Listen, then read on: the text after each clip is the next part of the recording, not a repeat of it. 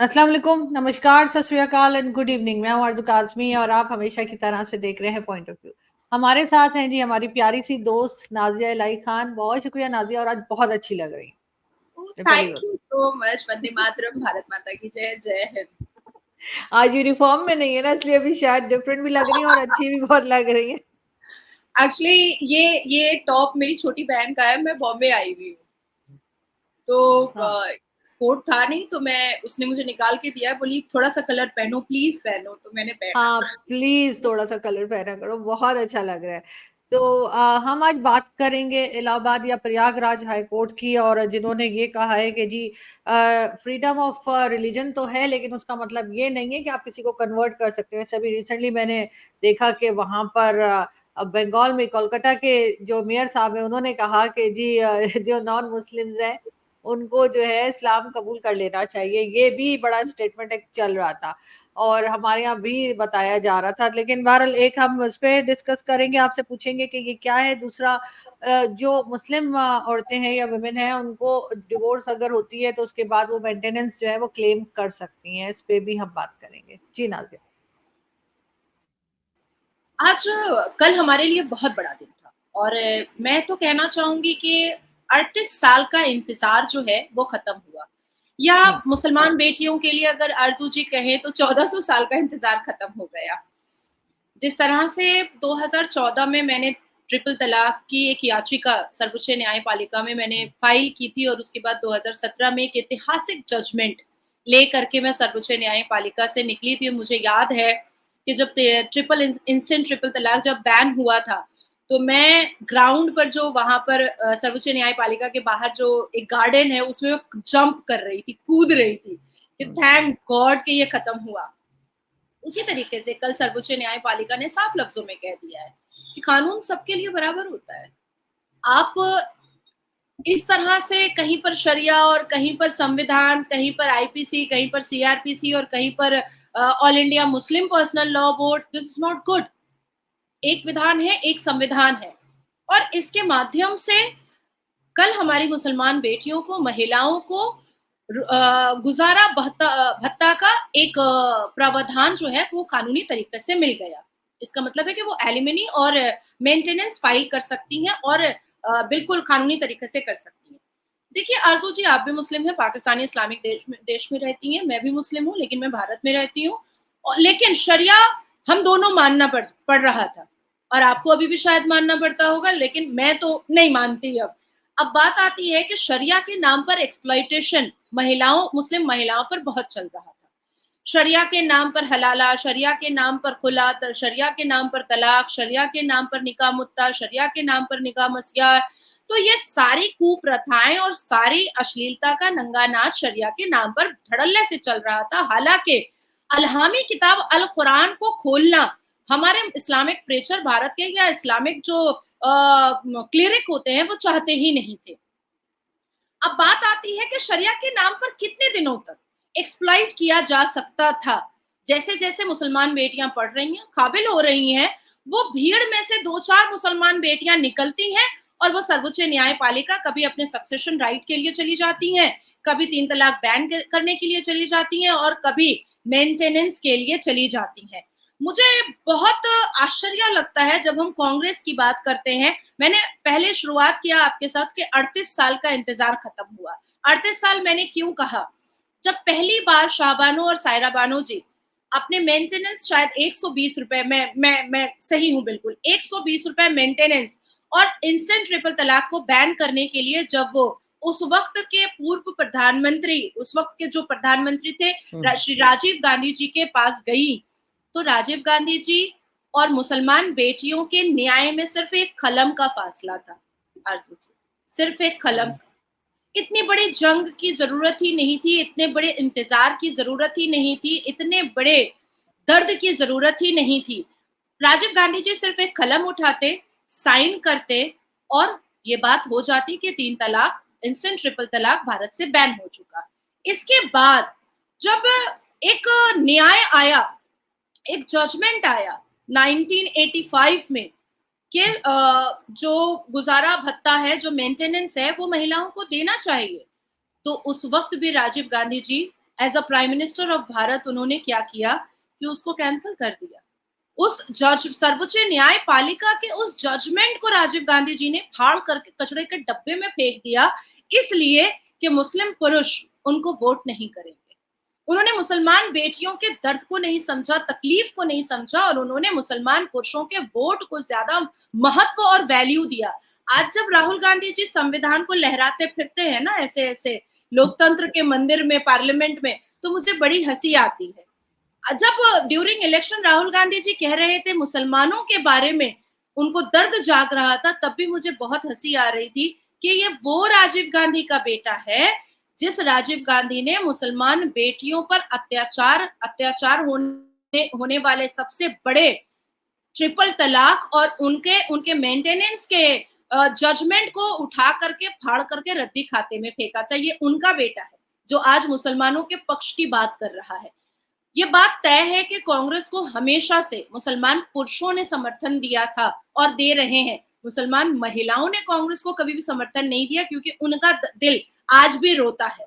अब बात आती है कि फ्रॉड सेक्युलरिज्म का जो गाना हमारे भारत में गाया जाता है, हम सेक्युलर हैं, हम सेक्युलर हैं, अरे भारत तो संविधान से चलेगा, यही चीज सारे नेशनल चैनल्स पर बैठ करके हमारे इस्लामिक प्रीचर और क्लेरिक कहते हैं, अरे भारत तो संविधान से चलता है, आप क्या बात कर रही हैं।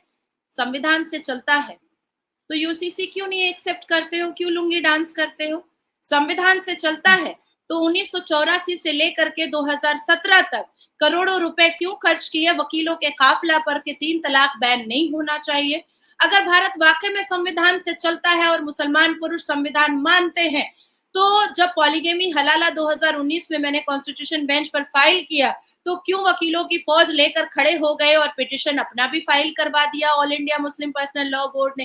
अगर वाकई में संविधान चलता है भारत में और मुसलमान पुरुष मानते हैं, तो कल जब सर्वोच्च न्यायपालिका ने इतना ऐतिहासिक जजमेंट दिया और मेंटेनेंस एलिमनी का लीगल राइट मुसलमान बेटियों को दे दिया, तो फिर आप क्यों चिल्ला रहे हैं, आप क्यों नाराजगी पिटिशन और अपर बेंच पे जाने की बात कर रहे हैं। किसी धार्मिक या किसी अध्याय या किसी वेद, किसी ग्रंथ, किसी श्रीमद् भगवत गीता से तो ला करके ये जजमेंट नहीं दिया जजेस ने, ये तो उसी संविधान से दिया गया है। सीआरपीसी क्रिमिनल जुरिस्डिक्शन का जो एक धारा आता है 125 उसके तहत दिया गया है, जो अभी बीएनएसएस के धारा 144 में आया है, जो नए कानून में आया है, उस हिसाब से कहा गया है।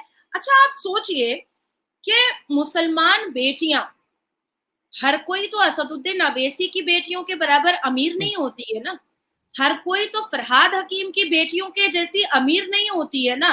फरहाद हकीम जिसने ये कहा कि हिंदू बदनसीब हैं क्योंकि वो हिंदू पैदा हुए और मुस्लिम खुशनसीब हैं क्योंकि वो मुसलमान पैदा हुए, और कन्वर्शन को प्रोवोकेशन उन्होंने दिया, उनकी भी बड़ी बेटी का तलाक हुआ है, उनकी भी बड़ी बेटी का तलाक हुआ है। लेकिन और नाजिया इलाही खान भी विधवा हुई है, उनका तलाक हुआ है, मैं विधवा हुई। मैं 4 महीना 10 दिन इद्दत पे बैठी, मुझे इद्दत पे 100 रुपए मिलता था और मुझे कोई एलिमनी नहीं मिला। यहाँ तक कि मेरा मेहर का पैसा 1101 रुपए था, वो भी मुझे नहीं मिला और मैं मांगने भी नहीं गई, वो लोग देने भी नहीं आए। लेकिन जो गरीब माँ बाप की बेटियां होती हैं उनकी तो जिंदगी बर्बाद हो जाती है, वो तो खत्म हो जाती है। फरहाद हकीम की बेटी की जिंदगी बर्बाद नहीं हुई।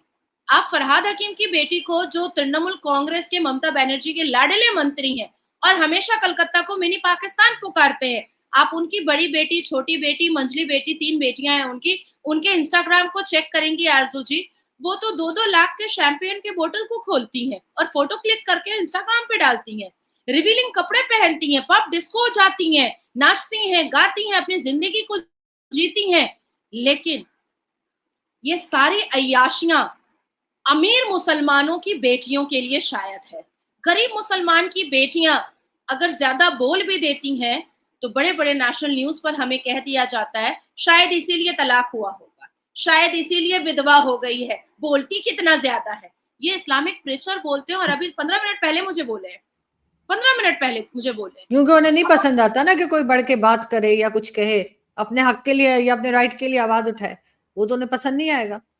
हाँ, तो आप सोचिए कि असदुद्दीन अवैसी जी के पास बीवी नहीं बीवियां हैं, हम्म। बच्ची नहीं बच्चियां हैं, बड़ा बड़ा भरा पूरा खानदान है। तो असदुद्दीन अवैसी की सभी बेटियों का अगर तलाक हो जाता है तो उनको प्रॉब्लम नहीं होगा, उनको उनको मेंटेनेंस की जरूरत नहीं होगी, क्योंकि असदुद्दीन अवैसी 40 साल से बाप दादा के जमाने से मुस्लिम अपीसमेंट तुष्टिकरण की राजनीति करके अपने घर को बहुत फला फुला चुके हैं। उनकी बेटियों को पैसे की जरूरत नहीं है। लेकिन हम जैसी बेटियां जो गरीब बाप की बेटियां हैं, उनको तो जरूरत है। मैंने तो हम्म। अपना चला लिया क्योंकि मैं शिक्षित थी, मेरे माँ बाप ने मुझे पढ़ा दिया, मैं अपने और अपने बच्चे को पाल पाई। लेकिन वो बेटियां क्या, जो बिल्कुल शिक्षित नहीं है, क्योंकि यही इस्लाम वाले, यही मुसलमान क्लेरिक और प्रीचर कहते हैं age of puberty is age of marriage. यही असदुद्दीन अवैसी पार्लियामेंट के अंदर खड़े होकर के कहते हैं कि कोई 21 साल जो है वो ड्यूरेशन ना किया जाए निकाह का, क्योंकि हमारे इस्लाम के हिसाब से जैसे ही पीरियड्स होता है वैसे ही निकाह कर देना चाहिए। तो एक तरफ आप ना शिक्षित होने देते हैं बेटियों को, मुसलमान बेटियों को, दूसरी तरफ आप बेटियों का सलवार झाँकते हैं कि भाई उनको उनको पीरियड्स होगा तो उनका निकाह पढ़ा जाएगा, तीसरी तरफ आप उनका इस्लामिक तरीके से कम एज में शादी कर देते हैं, चौथी तरफ आप कहते हैं कि इस्लामिक हक है मर्द मर्द का, और तलाक हो जाता है। और तलाक के बाद फिर आप उसको मेहर मेहर में 4 महीना 10 दिन 100 रुपए देते हैं। मगर और एजुकेशन तो खैर होनी चाहिए, जितनी भी मुस्लिम फीमेल्स हैं, लड़कियां हैं, बच्चियां हैं, या जो भी, उनको पढ़ाई तो जरूर करनी चाहिए, इसलिए कि ये तो कोई गारंटी नहीं है ना कि शादी चलेगी नहीं चलेगी, कोई प्रॉब्लम आ सकती है कभी। ऐसा पाकिस्तान में तो अब ये हुआ है कि दोनों मिलके काम करते हैं तभी घर चलता है, एक के काम करने से तो घर चलता भी नहीं आजकल। तो इसलिए भी उनको यकीनन तालीम की तरफ तो जाना चाहिए, एजुकेशन तो लेनी चाहिए। नहीं, इसके लिए आपको भारत के मुसलमान मर्दों के क्रोनोलॉजी और उनके परिभाषा को समझना पड़ेगा। उनके हिसाब से औरतें हिजाब पहने और घर में रहें। लेकिन जब राहुल गांधी जी कहेंगे खटाखट 1 लाख रुपए लेने के लिए, तो वो हिजाब के साथ अपनी अपनी बहन बेटियों को, माँ को, बहुओं को वो लाइन पे लगवा देते हैं, लंबी लंबी लाइन सरे बाजार लगवा देते हैं, क्योंकि तब उनको पैसा मिल रहा होता है। देखिए, मुसलमान पुरुष हर रोज टीवी चैनल पर और अपनी अपने इकोसिस्टम के हिसाब से भारतीय जनता पार्टी को गालियां परोसता रहता है, और इस बात को हम मानते भी हैं कि पाकिस्तान कभी भी हिंदुस्तान से मोहब्बत नहीं कर सकता और भारत का मुसलमान कभी भी भारतीय जनता पार्टी से मोहब्बत नहीं कर सकता। ये दोनों चीजें बिल्कुल तय हैं और लिखी हुई हैं, इसको कोई भी इनकार नहीं कर सकता है। लेकिन उसी भारतीय जनता पार्टी, उसी मोदी जी का आवास योजना लेंगे, स्वच्छ भारत अभियान योजना लेंगे, सब्सिडी लेंगे, सारी योजनाओं का मजा लेंगे, और फिर उसी भारत के प्रधानमंत्री को गालियां भी परोसेंगे। और हम कहेंगे कि तलाक जो है वो तो हमारा इस्लामिक हक है, लेकिन मेहर का पैसा हम नहीं देंगे, मेंटेनेंस का पैसा हम नहीं देंगे, पीरियड्स के बाद लड़की का शादी जो है वो तो इस्लाम में लिखा हुआ है, लेकिन हम उसको पढ़ने नहीं देंगे, तो इकरा को नहीं मानेंगे। कुरान की कई आयतें ये तो कहती यहाँ है। पर भी इस तरह के केसेस तो यहाँ भी बहुत हो जाते हैं, जिसमें हक महर या इस तरह की मेंटेनेंस वगैरह के जो पैसे हैं उसके ऊपर जो है वो सालों साल केस चलते रहते हैं।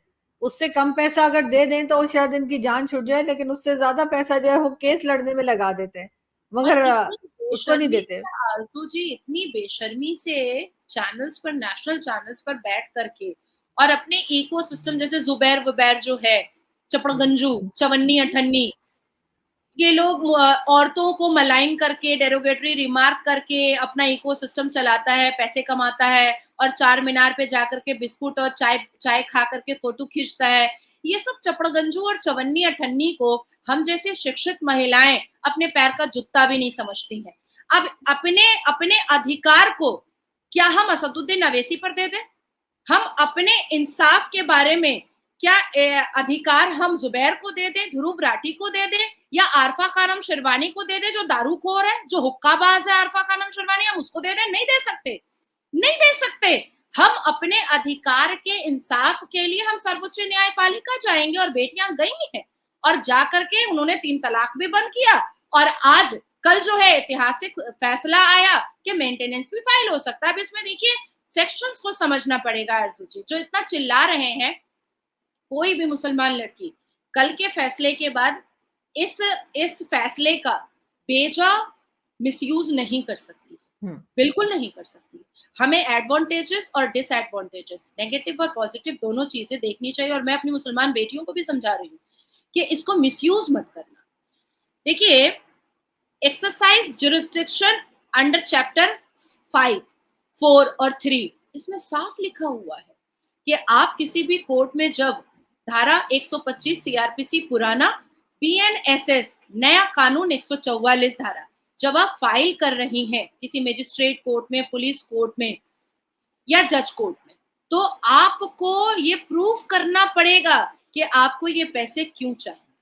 अब तलाक हुआ है एक बच्ची का, वो शिक्षित नहीं है, वो कमा नहीं सकती है, तो उसको वो प्रूफ करना पड़ेगा। अगर वो कमा सकती है फिर भी उसको अपने शौहर से मेंटेनेंस चाहिए, तो उसकी आमदनी कितनी है और उसका खर्च कितना है।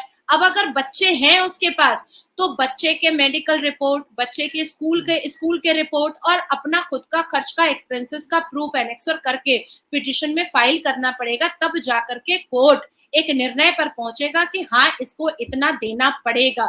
अगर मुसलमान बेटियां कमा भी रही हैं तो भी उनको ये साबित करना पड़ेगा कि मेरी कमाई इतनी है और मेरा खर्च इतना है, इसलिए मुझे इतना मदद अपने एक्स हस्बैंड से चाहिए, तो वो देना पड़ेगा। तो मिसयूज कहीं पर नहीं।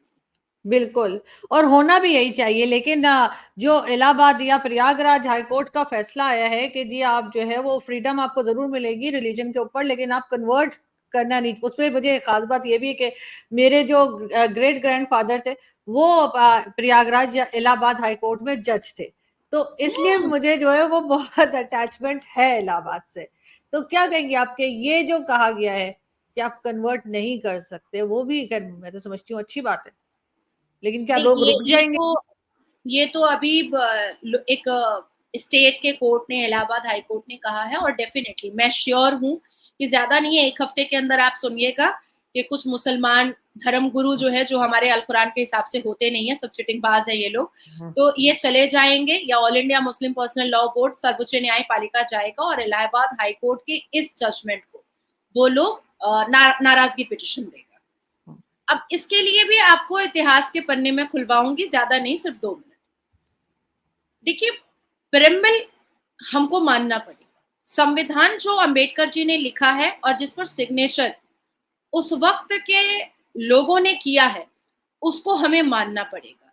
इमरजेंसी के वक्त में अमेंडमेंट में अपनी मनमर्जी किया हुआ जिस वक्त विपक्षी दल लोकतंत्र के मंदिर में, पार्लियामेंट में थे ही नहीं, ये उसी का परिणाम है। ये उसी का परिणाम है। आर्टिकल 25 को अमेंड करना, आर्टिकल 28 को अमेंड करना, आर्टिकल 30 को अमेंड करना, और मुसलमानों के हित में और हिंदुओं के विरोध में ये सारे इम्प्लीमेंटेशन करना, ये नेहरू परिवार और गांधी परिवार और इंदिरा गांधी परिवार का चलन था, बिल्कुल चलन था। और उसी तरीके से इमरजेंसी के वक्त में सारे विपक्षी दलों को जेल के अंदर भेज करके इंदिरा गांधी जी ने संविधान के साथ जो छेड़छाड़ किया था, और उस वक्त उनको रोकने टोकने वाला कोई भी नहीं था, क्योंकि वो खुद ही जज थी, खुद ही बैरिस्टर थी, खुद ही सब कुछ थी। तो वो सारे, और स्पीकर भी वो खुद थी, और प्राइम मिनिस्टर भी वो खुद थी, अपोजिशन भी वो खुद थी, मतलब सब कुछ वो खुद ही थी। और उन्होंने मुसलमान वोट की लालच में सारे संविधान को के दावपेच को उन्होंने अपने हिसाब से किया कि, और अपनी सहूलत के हिसाब से किया, ताकि वो सत्ता में बनी रह सके। तो उसी तरीके से उन सारी चीजों को मद्देनजर रखते हुए इलाहाबाद हाई कोर्ट ने कहा कि डेफिनेटली संविधान में ऐसे आर्टिकल्स हैं जिसमें फ्रीडम ऑफ रिलीजन की बात लिखी हुई है, लेकिन फ्रीडम ऑफ रिलीजन को आप फ्रीडम ऑफ कन्वर्शन में नहीं कन्वर्ट कर सकते, बिल्कुल भी नहीं। फ्रीडम ऑफ रिलीजन, आप अपने रिलीजन को आराम से आप मना सकते हैं, उसके बारे में बात कर सकते हैं, मंच सजा सकते हैं, अपने रिलीजन की खूबसूरतियां बता सकते हैं, लेकिन लव जिहाद के नाम पर कन्वर्शन, रेप जिहाद के नाम पर कन्वर्शन, वोट जिहाद के नाम पर कन्वर्शन, गला रेतो जिहाद के नाम पर कन्वर्शन, गुस्ताखे रसूल की सजा सर्तन से जुदा के नाम पर कन्वर्शन, ये सारी चीजें अब नहीं चलेंगी। जैसे डॉक्टर जाकिर नायक, वो क्या करता था? वो कन्वर्शन ही तो करवाता था, वो तो सभा लगाता था कन्वर्शन करवाने का, भगोड़ा है अभी, भाग गया है। मगर ये तो हर रिलीजन के लिए होगा ना, क्योंकि वहां तो मतलब क्रिश्चियंस भी कन्वर्ट करते हैं, कई लोग करते हैं, तो कन्वर्जन तो सभी करते हैं, सिर्फ मुस्लिम्स नहीं। लेकिन हाँ। काम तो खड़ा मुसलमानों का हो रहा है ना, और सर्वोच्च न्यायपालिका जाने की तैयारी भी मुसलमान कर रहा है। अब उसकी भी मैं मात्रा आपको बता देती हूँ तो आपको क्लियर हो जाएगा। हिंदुओं का पॉपुलेशन जो है वो भारत में 84.68% हो गया था 2022 का, मैं आपको बता रही हूँ। और अटल बिहारी वाजपेयी जी के जमाने में 82.7% था, जो आप लोगों ने कई बार मेरे जुबान से सुना भी होगा कि ये भारत 82.7% हिंदू मेजोरिटी का है। लेकिन 2022 के आंकड़े के हिसाब से 84.68% हुआ था। लेकिन करंट 2023 में ये बात आई है कि 78.06% हिंदू हो चुके हैं, मतलब मोर देन 10% हिंदू कम हुए। अब इसका मतलब ये होता है कि अटल बिहारी वाजपेयी जी के जमाने में 82.7% थे, और उसके बाद फिर धीरे धीरे 84.68% पर आए, और उसके बाद फिर 78.06% पर हिंदू आ गए हैं। तो इसका मतलब है कि कन्वर्शन धड़ल्ले से हो रहा है। अब हो इसमें रहा है। बहुत सारी हाँ। चीजें देखनी चाहिए।